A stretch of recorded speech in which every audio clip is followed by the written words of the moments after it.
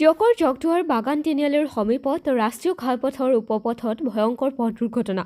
জগধুৱাৰ দিশৰ পৰা অহা মটৰ চাইকেলেৰে পাছফালৰ পৰা মহতিয়াই নিলে পথৰ দাঁতিত খোজকাঢ়ি থকা এজন ব্যক্তিক।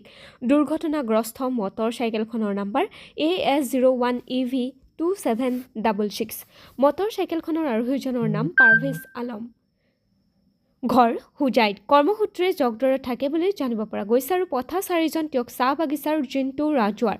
ইতিমধ্যে ঘটনাস্থলীত তেওঁক আৰক্ষী উপস্থিত হৈ গুৰুতৰভাৱে আঘাতপ্ৰাপ্ত দুয়োকে তেওঁক এফআৰলৈ লৈ আনে যদিও দুয়োকে উন্নত চিকিৎসাৰ বাবে যোৰহাট মেডিকেল কলেজলৈ প্ৰেৰণ কৰে।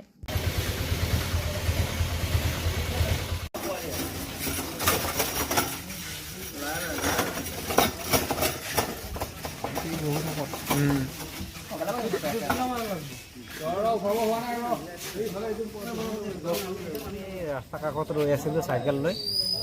তাৰপিছত এই আমাৰ গাঁৱৰ ল'ৰা এজন আহিছিলে, খোজকাঢ়ি আহিছিলে। সি নিজৰ ছাইডতে আহিছিলে আৰু বাইকখনো নিজৰ ছাইডত আহিছে। তো বাইকখন এনেকুৱা স্পীডত আহিছে, সি মানে আগফালে মানুহ আছে বুলি চোৱাই নাই আৰু এনেকুৱা খুন্দা খাইছে। আমিও ভয় খাই গ'লোঁ, চাইছোঁ মানুহ পৰি গ'লোঁ, ইফালে এটা পৰিলে ইফালে এটা পৰিলে। তো চাইছোঁ আমাৰ গাঁৱৰ মানুহ ওলালে। তাৰপিছত আমি আৰু এম্বুলেঞ্চত মাতি আৰু আমি লৈ আহিছোঁ আৰু মেডিকেল। কি নাম ল'ৰাজনৰ?